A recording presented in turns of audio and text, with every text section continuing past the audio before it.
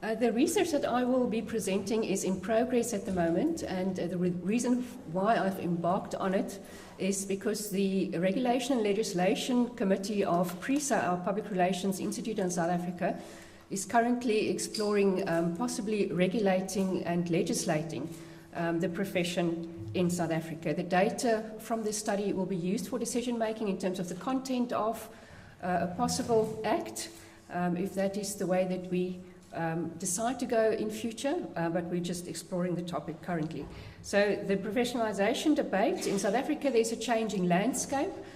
Documents like the King III report, for example, on corporate governance in South Africa, has forced the profession to look at its own standards, its professional standards again, and to see whether we shouldn't perhaps reframe or repackage what it is that we're doing currently. So licensing of the public relations profession, according to Bernays, has made this a lifelong concern. He believed that the profession to which he had contributed so much could only establish a reputation for credibility, efficiency and authority through professionalization. And this also coincides with the legitimacy of the profession. As an introduction, PRISA is investigating possible legislation, as I've mentioned. The King III I've mentioned, the Stockholm Accords, and the links between governance and sustainability, internal and external communication, has also served as a catalyst for this discussion. The Global Alliance is also playing a role currently in terms of looking at standardization of education and some other initiatives. And the main purpose of the research in this field, I believe, should be policy development. I think to a great extent, research is very often done without us implementing the results, and we're trying to specifically implement these kinds of results to a great extent in South Africa. Personally, I think reputational risk and stakeholder relationship risk will also be a catalyst to this discussion. It also comes from literature that in other professions, one should show how your profession impacts on society and what kinds of risks can be addressed by regulating the profession. Then certain communication risks as well. The purpose of the research to investigate the regulatory environment of public relations and communication management in South Africa, to explore international trends in this and in other professional fields, in order to identify the indicators that could be considered for policy development in this field, to identify the content of current academic and professional qualifications presented by higher education institutions and by PRISA. The reason for this being that the profession and professional associations should move closer to tertiary education institutions, and in South Africa we've embarked on quite a number of initiatives to get these two sectors to work closer together. To investigate other indicators such as codes of ethics, standards, accreditation and possible legislation to determine whether regulation of this emerging profession should take place, and if so, at what level. So the problem statement, the approach to the professionalization is currently fragmented and could jeopardize the status of this emerging profession. Stakeholder engagement and closer cooperation between higher education institutions, professional associations, government and business could address this fragmentation. So what I will be referring to later is public-private partnerships, for example, in the context of closer cooperation. A holistic approach to education and training could support a policy framework in which academic and professional qualifications could, amongst others, be identified and aligned. And then there are different pathways to professionalization that we need to establish in South Africa, culminating in such a policy framework, for example, that could also assist students, practitioners and policymakers with decisions about the future development of the profession. The methodological approach that was followed is desk research and interviews, also bordering on action research to a certain extent. Economic theory of regulation of professions was used as a theoretical framework, and that asked the questions, why regulate? Why should we regulate? I don't think we've perhaps talked about the question and the topic as much as we should have in the profession. How should we regulate, and what should we regulate? Expected results. It's expected that the data collected can be used for decision making in determining the level at which the emerging profession should be regulated. PRISA, just in terms of the contemporary South African landscape for public relations and communication management, it has been in existence for 50 years. It's a voluntary association. It also has an education and training arm, Provox. Currently, there are approximately 300 public relations consultancies in South Africa, with 2,500 practitioners registered as members of PRISA. Members, as in other professional associations, also comply with principles, codes of standards, and specifically the Code of Professional Standards and Conduct of PRISA. PRISA as a body has identified a policy for continuing professional development, of which accreditation forms part, instituted a formal assessment of qualifications and experience for professional registration process. It has maintained and updated member records as members' level of professionalism is enhanced through further education and training. It offered guidelines for the selection and recruitment of employees and determined the appropriate level of responsibility suited to the various levels of professional registration. And all of this is available on their website, so members can access research and policy development on this level. The accreditation framework that it has developed is in line with South Africa's national qualifications framework. So national policy is taken into account in all of these decisions, and it also endorses education and training providers and certification services. It has an education, training and research committee that looks into these issues to a greater extent. It has been established 2 or 3 years ago, and its work has developed into the establishment of a curriculum think tank as a community of expert practitioners, also requested by government. The Public Relations Consultants chapter is also very much involved, since a lot of the guidance on this topic comes from consultants. It's a subdivision of PRISA, and it was established specifically created to accommodate the more specialized interest of consultants. Then there's also a Council for Communication Management in South Africa, looking at closer cooperation between professional associations related to communication. Members consist of the IABC, for example, SACOM, even the exhibition industry. So we're looking at common topics of interest between these organizations to see how they can work together. Public relations in South Africa has a long history in education. The first handbook was published in 1967, and the reason I'm raising this is that education forms a core part of professionalization. We also have CETAs in South Africa involved in the regulation of different professions, sector education and training associations that we need to align our own practices with. Universities of technology and colleges offer short courses as well as graduate and postgraduate programs in public relations, communication and communication management. And we're the only university at the University of Pretoria to offer a BCom communication management degree, which provides the necessary business background to students.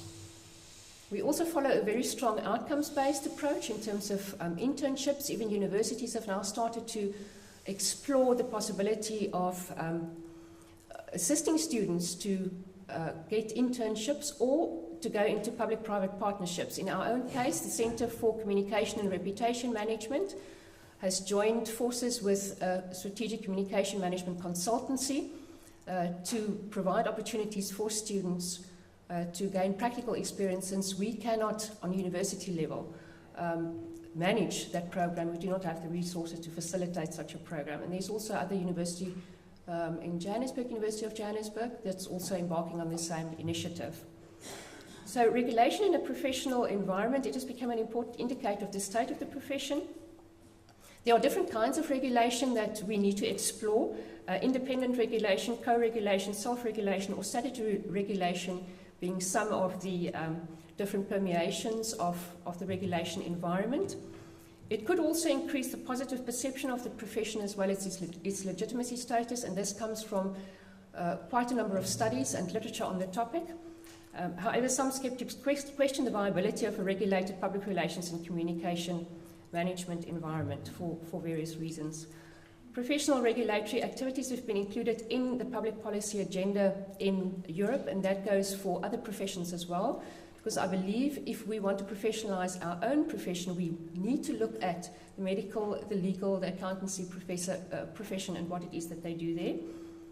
And we also need to look at national policies. Debate is driven by an interest in promoting competition in the market for professional services, innovation, consumer protection, and accountable regulatory enforcers. And there are also professional associations are also encouraged to come up with regulatory frameworks. There are just examples of some other professions that you would also be familiar with. The legal profession stress self-regulation, arguing that the losses would occur, the losses that could occur by poorly trained lawyers could be substantial. The same argument could be made for public relations practitioners as well, and this is a line of thinking that we should start following if we want to professionalize the profession, or at least regulate it, because the risks in terms of other professions, if you make the wrong decision, could be enormous, and we should ask what kind of risks we as communication managers could mitigate if we become involved in certain communication practices or advise on practices. I'm not going to go into too much detail in terms of definitions of a profession, but the two important points that I want to make is that it is important to look at what a profession should be, but also what it is that we should call ourselves. In the Regulation and Legislation Committee, we've grappled most with the definitions of public relations, strategic communication management, for example. What is it that we're going to regulate? Would it be only public relations professionals or other communicators as well? An interdisciplinary guideline for a profession should consist of a well-defined body of scholarly knowledge. Practitioners should complete standardized courses. There should be an examination and a certification. There should be an oversight by a governing body with disciplinary powers. Then some characteristics of a profession: knowledge and education and training, professional association, a code of ethics. We've spoken about ethics this morning, extremely important in this context. Accountability is important, and then accreditation and self-regulation.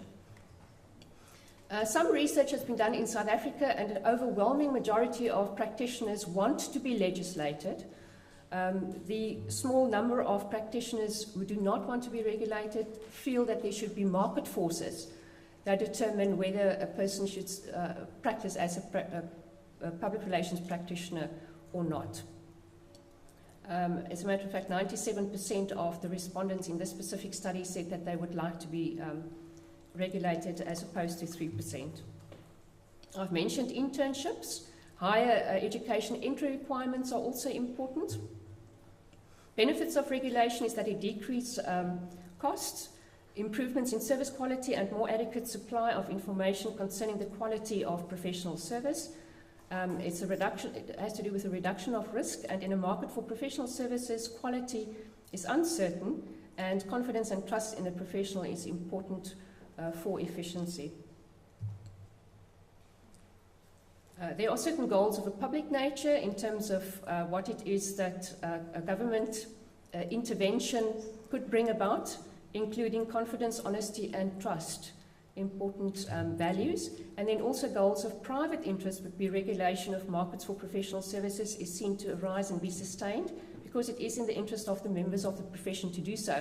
And I think members of society should decide in the different countries, because approaches will also differ in different countries, whether it is to their benefit to legislate and regulate their profession in the specific countries.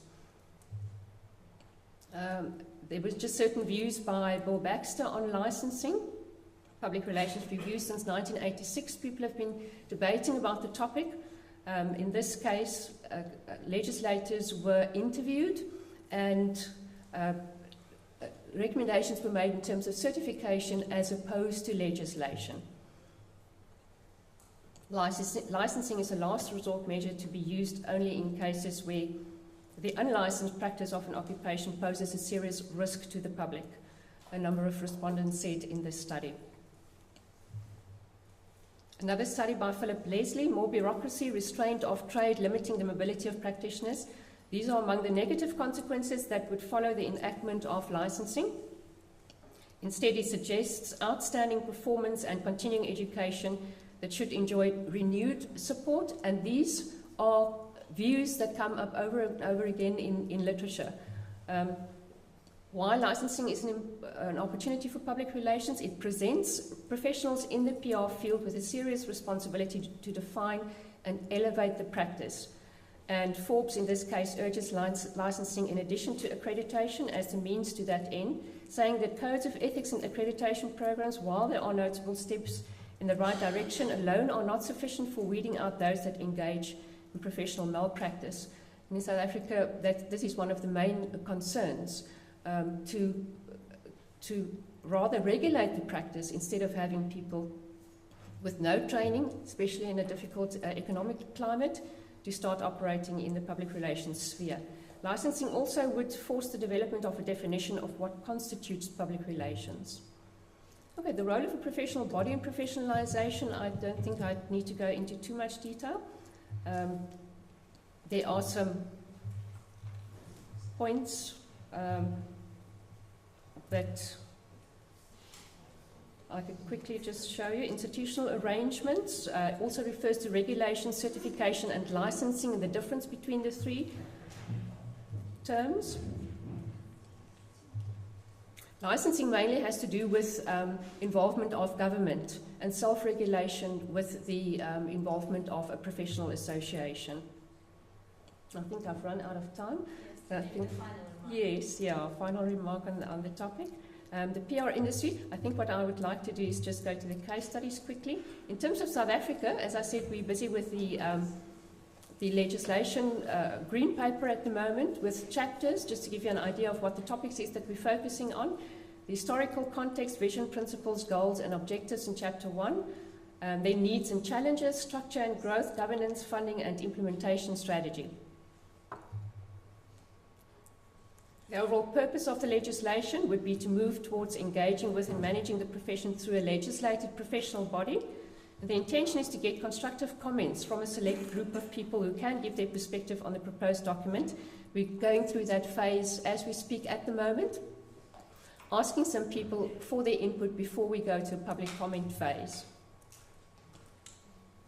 So just some of the questions, levels and categories that are considered for the profession, consultancy, student, internal, etc. And then just a reference to the fact that there's a current voluntary association structure. I think it's a bit small for you to see, but a changing structure is also suggested with different professional associations working together under an umbrella body called the Council for Chartered Communication Professionals.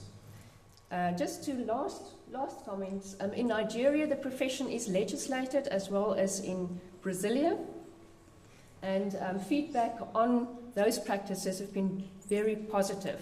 There are some limitations, but overall legislation has improved the image and reputation of the profession and could be considered perhaps also in a South African context. Okay.